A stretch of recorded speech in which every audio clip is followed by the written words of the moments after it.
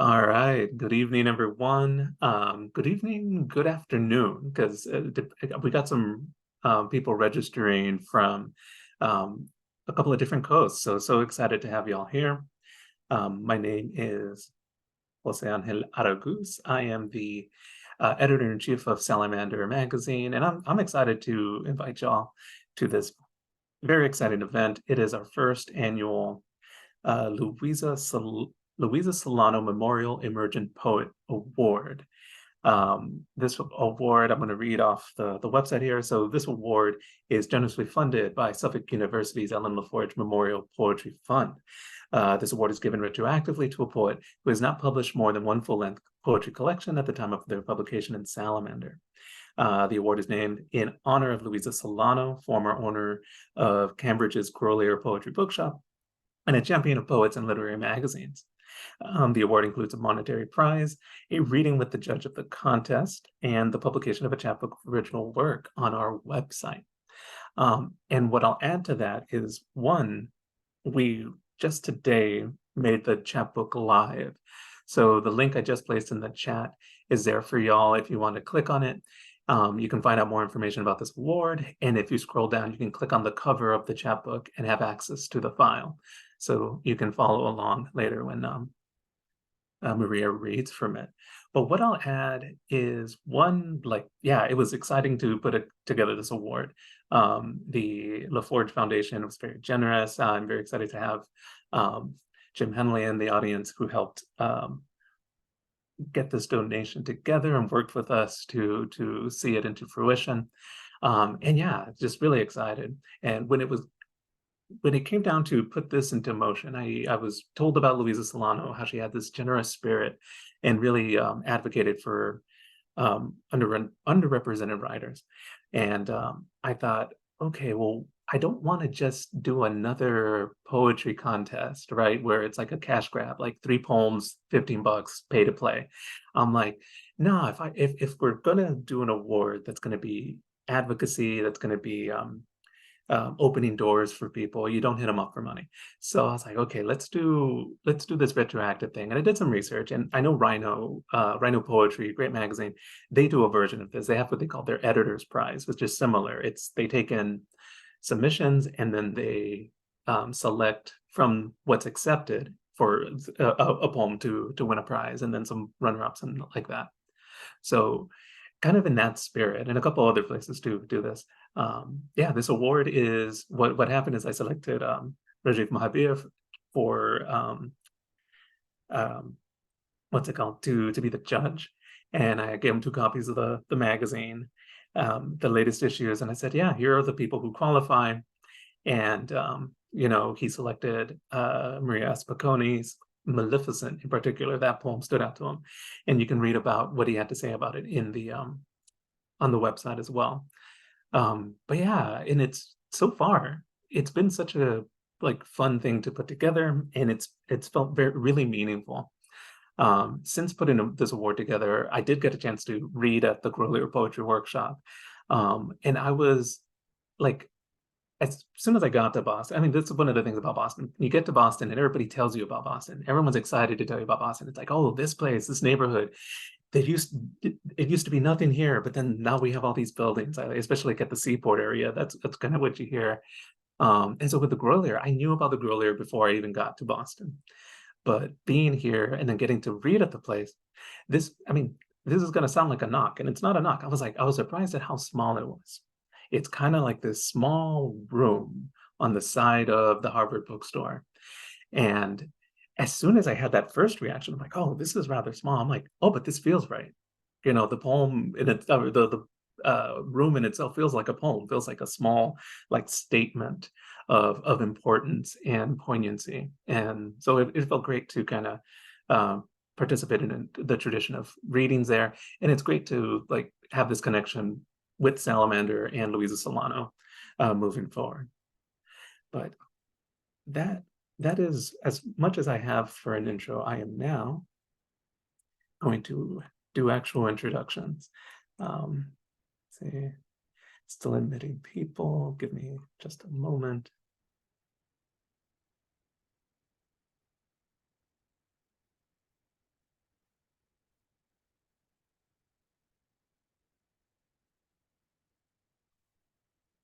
Okay, so I did not find that. So just 1 second more. All right, so I will first introduce our judge for this contest, Rajiv Mohabir. Rajiv Mohabir was born in London, England, to Guyanese parents. He grew up in New York City and in the greater Orlando area in Florida. He was selected by Brenda Shaughnessy for the 2014 Intro Prize in Poetry by Four Way Books for his The Taxidermist Cut, Four Way Books, 2016. His first collection was a finalist for the 2017 Lambda Literary Award in Gay Poetry. His second book, The Cowherd's Son, won the 2015 Kundiman Prize and was published by Tupelo Press. In 2021, Mohabir's poetry collection, Cutlish, was published by Four Way Books and was longlisted for the PEN Volcker Award for Poetry and received a silver medal from the Northern California Publishers and Authors. Was a must-read book from the Mass Book Awards from the Massachusetts Center for the Book and a finalist for the New England Book Awards. He also received the Eric Hoffer Medal Provocateur and was a finalist for the Eric Hoffer Award and was a finalist for the 2021 National Book Critics Circle Award. That's a lot of awards, and that's just I'm not even done with his bio. I mean, that's amazing, Rajiv. No, he's an amazing writer, and he's someone that I thought of first to reach out to be a judge for this contest because I had the opportunity to publish him in my first issue of Salamander here, issue 49. And yeah, without further ado, I'll let the man and his work speak for themselves. Rajiv, welcome aboard. And I'm learning that I have to ask to unmute. There it is. Okay. Great. Thank you. Thank you so much, Jose. This is so awesome to be here. As before he let everybody in, he said that, this is Maria's cookout. And so I'm so excited to celebrate Maria and her fabulous poetry tonight. And I know that you all, when you read the chapbook and her Maria's stunning poems, you'll feel just as I did. That they are exquisite. The way that her closure is seeded through the book through her poems will haunt you for a long time. I'm going to try to change my background. Let's see if this works. Oh yeah, it does. Yay! I don't know. Can you see it? I will move out of the way so you can see the beautiful whale tail. Dun, dun, dun. So I took this picture in California off of the coast of Santa Barbara. And I think it's kind of fitting because tonight I'm going to be reading from my book Whale Aria that just came out in September. And so the first poem that I'm going to read to you is called Dominion. And there's an epigraph from the Bible. Maybe you'll recognize it. Dominion. And God said, I should start my timer so I don't go on too long. There we go. And God said, let us make man in our image, after our likeness, and let them have dominion over the fish of the sea, and over the fowl of the air, and over the cattle, and over all the earth, and over every creeping thing that creepeth upon the earth. Genesis 1:26. Let there be light skins and dark and colored skins, one to rule the other. A mandrake quickens into greed grab, tears a page from Genesis. Clods of earth are clods of God. Clods of earth are clods of dendrites with dirt skirting the roots. Memory of the untouched is the more beautiful object. From the streets, gashed bodies lament this justice. Burn-scarred lives owned by light. I strike a candle against ruin, against the separation of day and night. So this poem sets up the kind of foot forward in the book. As you can see, a lot of these poems have to do with colonization, with Christianization, and being made to feel as though how the natural proclivities of the queer brown body are undesirable in mainstream American society. This next poem is called Boy with Baleen for Teeth. And it's inspired by an Ansel Elkins poem called Girl with Antlers from her first book, Blue Yodel. And that's an amazing book. Boy with Baleen for Teeth. My father wished to cast me backwards cast and all. A wrong catch. Saffron amniotic dripping off my black whalebone gown. My baleen burst through pursed lips. When I smiled, Sunday's Lutherans gasped, then laughed off horror. He will outgrow it. I opened my jaws and sucked the plankton from their eyes. My father's pliers gripped my plates and he etched the story of the son he wanted onto my keratin. I gouged out his letters and into the channel smeared India ink and plunged, a fallen star into the abyss. Deep silence swallows the body. What a fool I was, drawn to any glimmer. A whaler tore my dress, then stuck me with his iron, after we kissed in a haze of shanties and cutty sark. I want to taste any body that shines in dark. Thunder pulsed from clouds in nested song, and I was rain, too, starved for seasons, breaching at dusk, a silhouette on a darker sea. For seasons I was faceless, trying to swallow constellations, to roll a star map on my tongue. Once, when lunging into the moon, the sea showed me my face as I trembled midair. Stars shone through the holes of my body. I'm really starting to love long poems. Like, I think that like maybe I'm going to be writing a book length long poem soon, maybe, God willing. um, and so like I moved from here into the kind of main, I would say, thematic engagement of this book, which is the idea of the humpback whale song. The humpback whale song is something that is unique to the species, yes, but also something that makes it charismatic in the eyes of humans that are experiencing the whale song.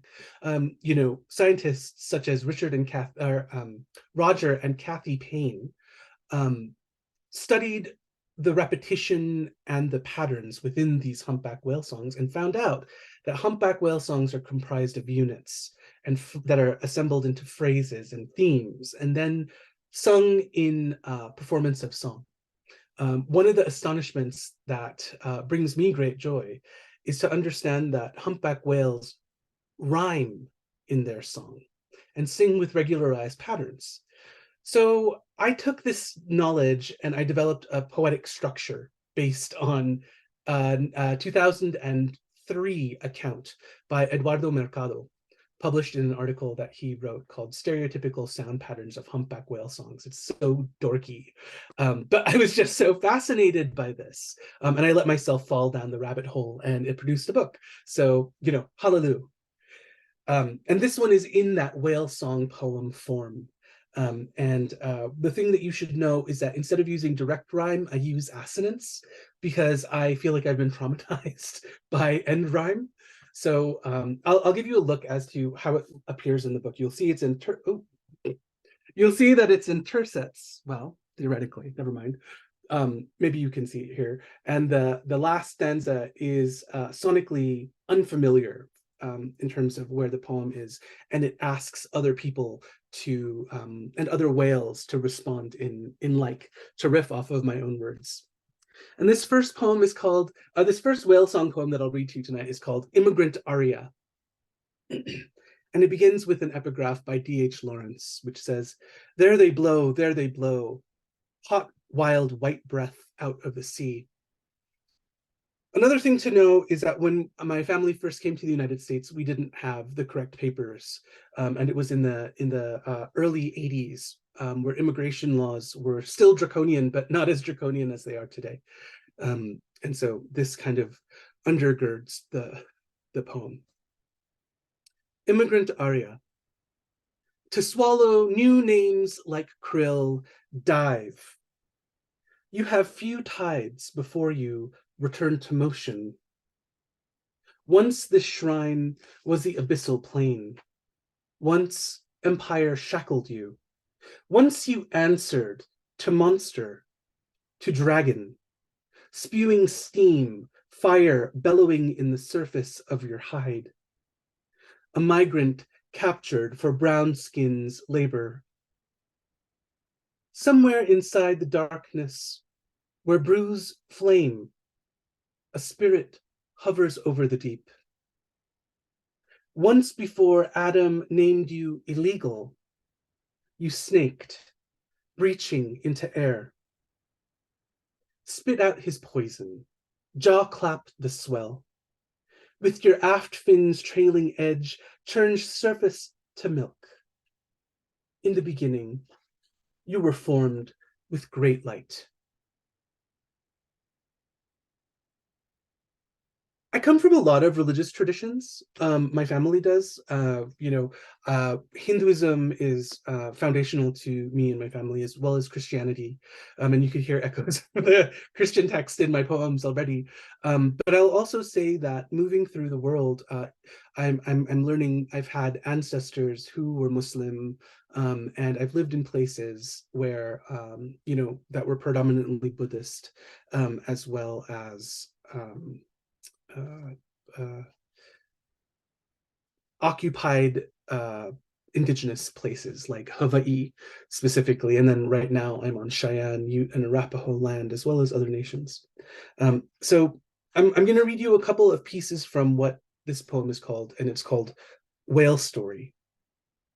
And I'm going to start with Cetus, which is that constellation of the sea monster and the story of Andromeda. So this is an epistle to Andromeda. Andromeda, you hallucinate awaiting the beast that swims to devour you. The cetacean storm-eyed withstands the pressure of diving nose first into the abyss. Because pride chains the innocent to rocks for sacrifice, even if you survive betrayal by your mother to the sea god, how could you possibly return home? Your patria will strip away your kith, puncture your eye should you dive, bound as you are for the triworks. Or perhaps a savior, fair like chalk, will smite the whale into mere phantasm. You are obsessed with re-entering the womb once it spits you out.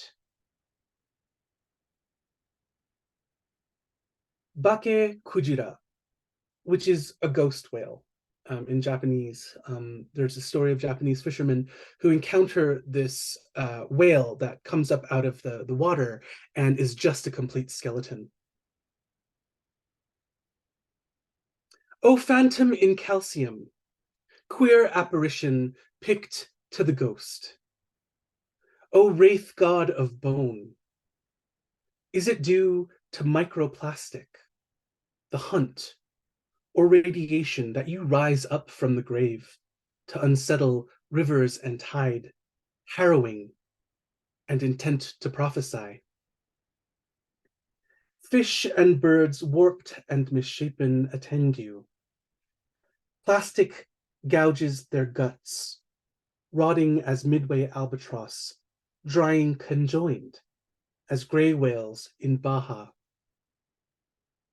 Every living intestine fills with radioactive nuclides. Oh, Kujira, forgive me.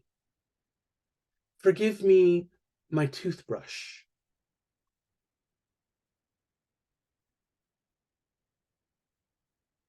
Yunus. The epigraph is from Al-Quran 37:142, and it says, then the fish swallowed him while he was blameworthy. And Yunus is the name for, the Arabic name for Jonah. Nothingness thrummed within. Rahim Hualla, may God be merciful, a jinn in the heart of the whale. I begged the seaman, heft this body, hurl me overboard. My prayer, a cord of light. But first I must atone. Stomach acid must scald. I must come to face dusk, swallowed whole. I must write the poem where I admit, as a child, running away with the neighbor boy, packing a bottle of gin and condoms. I must admit my failures as a son. I left my father alone without an heir. I never used the condoms. I break my name into two, Maha, Bir. Holding on to Bir, the part that means semen. Excuse me. I'm going to end my reading now with you with another whale song poem. And this poem is called Boy Not Boy. And the epigraph comes from the Rig Veda. And this is a rough translation of the Sanskrit. At first, there was only darkness wrapped in darkness. All this was only unillumined water. That one which came to be enclosed in nothing arose at last, born of the power of heat. Boy, not boy. As a child, I lamented, drink from this cup, stitch, rip, sequins, and tear your petticoat. Carmine sari pleats into my brief's elastic I hid, which twanged and burst, strung too tight. What color sing broken strings? My whale mertail stuck my throat, a tussa delight, too leviathan to hide. Now my dagger eyes lined in moon-cured coal, hurricane, their bathapelagic coal. Hear my gourd croon and sigh, my tune its own Veda. In the beginning, desire descended to an earth bathed in night. Seeking sun, I leap from aphodic zone to bring to the surface light. My hymn of forgiveness to rise from fluke to breach.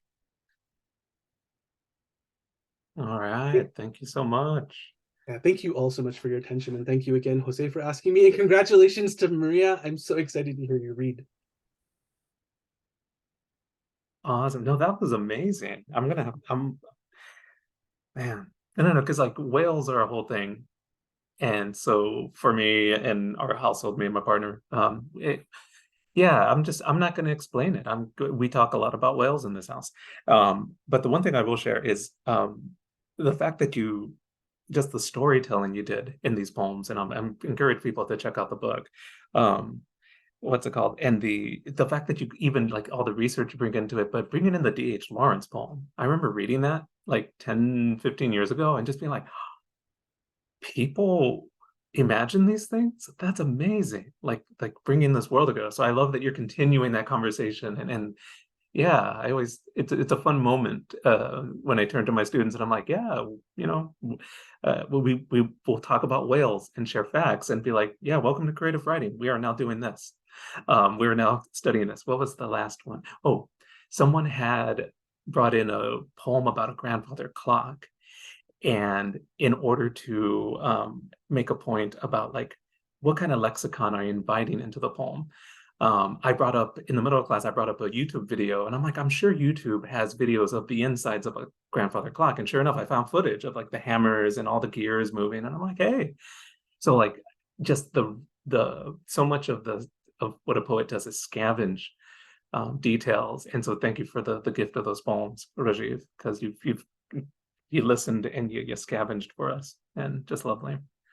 Um, yeah. Oh my gosh, and you found a sticker of a whale sticker. That's amazing. All right. So moving on to our award winner, Maria S. Picone. Let me bring up the biography. All right, so Maria S. Picone is a queer Korean American adoptee who won Crim City's Review 2020 Summer Poetry Prize and Salamander's Louisa Solano Memorial Emerging Poet Prize, which we are celebrating tonight. She has 3 forthcoming chapbooks in 2024 and 2025. The titles are Anti-Asian Bias, Adoptee Song from Game Over Books, This Tenuous Atmosphere, Conium.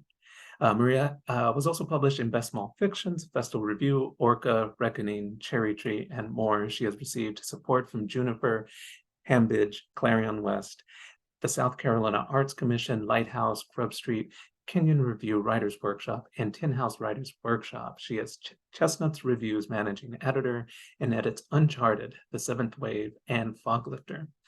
And she holds an MFA from Goddard College. I'll be sharing her website information in the chat as well.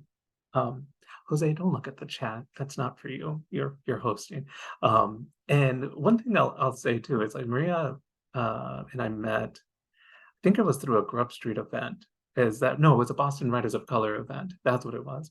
And she moderated a conversation. And yeah, and I've been impressed. I've looked up her work from there and just been impressed. And when the poems came through for Salamander, I was just so happy to see her work again. And yeah, it's been a delight working with you, putting this chapbook together. My idea was for the award winner to have a kind of portfolio, but it was a gift that Maria had a chapbook, had a whole little project ready to find a home, and I was just like, oh, this is perfect. So I'm excited for y'all to hear these poems. They're amazing. So let me spotlight Maria, and let's go ahead and welcome her to the spot. Yes, thank you so much, Jose. Thank you to everybody at Salamander. Thank you, Rajiv. Also, your poems were amazing. Yeah, it's really an honor to be here and to have received this award. I keep thinking it's not real, but okay, it is. So I'm going to read a little bit of a selection tonight. The first 3 poems are from my Salamander e-chapbook, which Jose shared the link earlier in the Zoom. All right, so without further ado, this is Gishin Manifest O. Gishin can't explain the loves that bind them, nor why they cling to worlds racked. Death shapes hibernal trees, liminal shade of other seasons. Mourning mosses their spines, bound to this life by thin guilt, sutures, constructs, contracts, sense parting obligation from heart. They rise just as high as they can against the war fog. Chosen begins from the sundered Koreas. Recession pulls in tidal crests of mourning, peninsula rewiring sorrow to progress, history in the bloom of ghosts. Love, do not die, but live. See how the trees come again in the window. A cycle only suicide can terminate. Inside self is a sliver of spring. Pull it out and watch it grow against despair.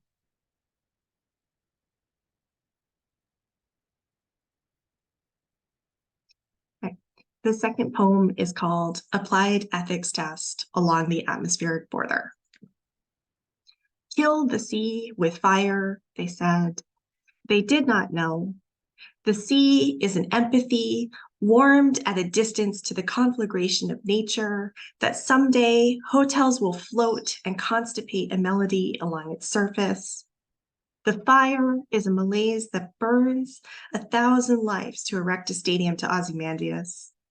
Late-stage capitalism is a pandemic infecting all with the fanaticism of the anti-inoculated. The moon is an aspiration, a world to be built, craters and seas. The raw materials humans ride to shape the new, the Olympic torch of ethical egoism, relayed one tyrant to another. Kill the sea with fire, they said. They did not know. The sea is an empathy, warmed at a distance to the conflagration of nature that missiles will not kill, only inflame. The fire is a malaise that burns billionaires briefly escaping orbit only to be stun-locked by it. Late-stage capitalism is a pandemic infecting all the inhabitants who must mobilize the planet. The moon is an aspiration, a world to be built, craters and seas. The raw materials humans ride to shape the new, a recession-busting high interest rate future mortgage. Kill the sea with fire, they said. They did not know. The sea is an empathy warmed at a distance to the conflagration of nature the glaciers are ghosting up. The fire is a malaise that burns the framework of reality, tethered to a duty misinterpreted by modern tongues. Late-stage capitalism is a pandemic infecting all the self, which also ought to inject the cure. The moon is an aspiration, a world to be built, craters and seas. The raw materials humans ride to shape the new, the avarice and carbon that burn down the old.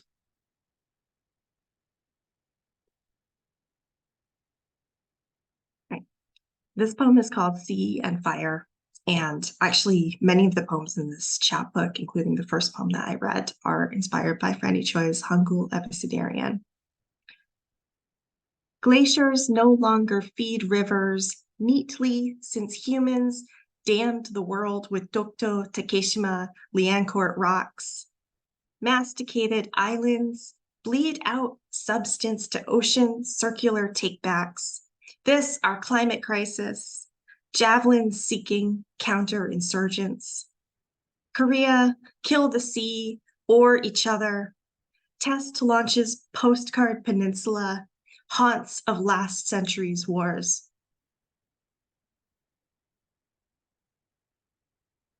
So I have some really serious poems, so I wanted to introduce a little bit of levity into my reading. So these poems are more aligned with what I'm doing in anti-Asian bias. And this poem I've never read out loud before, so please bear with me. Right. This is a poem of both sides, giving both sides equal weight that is equal to what they deserve when one is making progress and the other is telling you to go fuck yourself, undo the progress made. This is a poem, a piece of media vital to our civic process, requiring multivocal perspectives and bipartisan initiatives to go fuck yourself, handily erase radicals that could unblend American majority such that you, everyday citizen, would never see fuck yourself represented until one day you might find yourself a nation silenced on a mission to go unfuck yourself. Do all the things you dipshits failed that one side thought this country represented.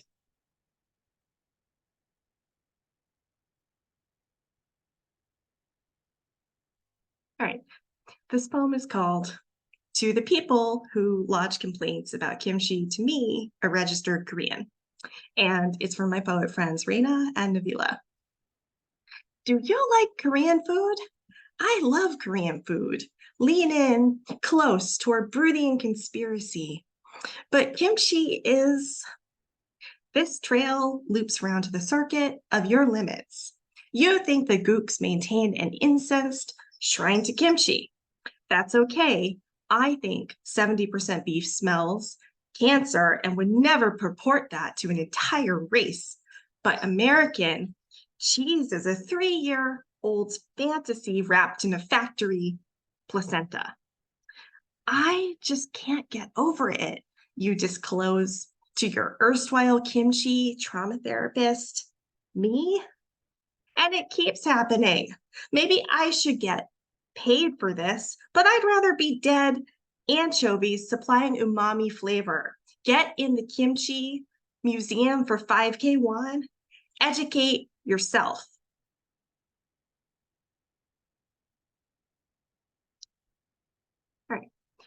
These three poems are about and for my biological mother. And the second of these was published in Salamander. And they're all forthcoming in my chapbook, Adoptee Son. Her and me, honey. She hid from me her wings, her everything, her shadows, covering up her name. She hid from me, fairy tale, feathers, tail, dark and untelling tore me, an egg in utero. I am her ugly duckling. I grew apart. I searched for others to be, long to distance lengthening with time, longing to reclaim, fledge. I am become her barred, singing nest, wings to undo first flight, recover memories, redeem our tale, told for myself.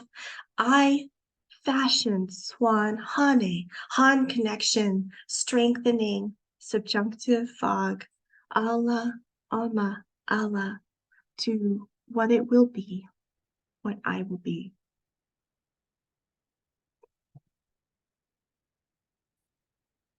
Maleficent.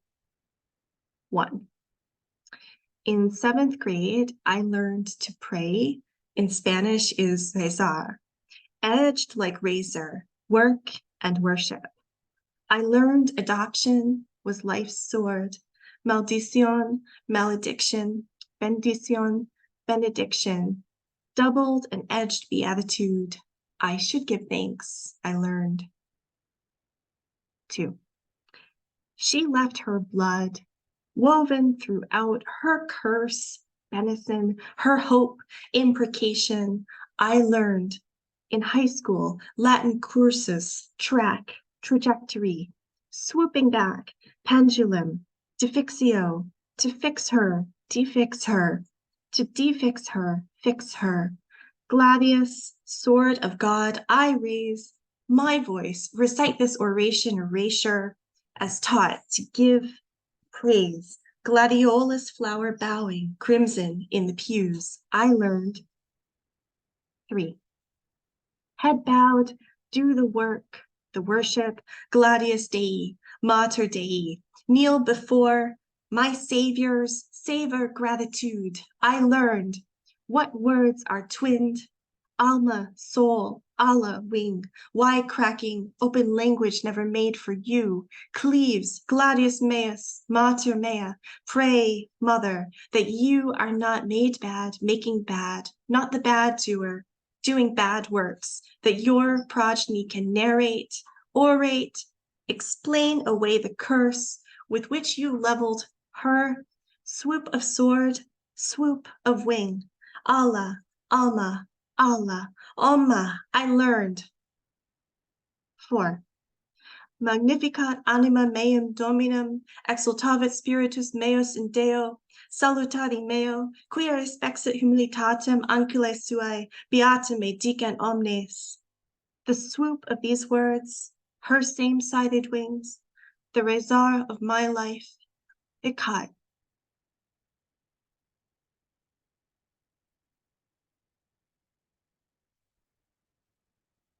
This poem is called Prayer to My Guardian Angel. In my childhood bedroom, moon silvered, birds caught fire at dawn, light reflected in her face on the wall, her eyes closed, willfully, Madonna, Mama. She taught me to pray what cannot be narrated, orated, explained away. I cried to her at night alone while my parents slept, told me always, you must have faith in this thing bigger than you, that God did the right thing, that I did the right thing. I ask for answers. She will not answer. She cannot answer. She does not know you. She prayed along with you every night that she did the right thing, that God did the right thing, that I do. Thank you. Wow, that is an amazing poem and an amazing just sequence that you work through there. Thank you so much. Um, Maria, and thank you so much everyone for being here. Feel free to throw reactions up for our readers. Rajiv and Maria, such a great job. Did I put mine up? I did, right? There it is.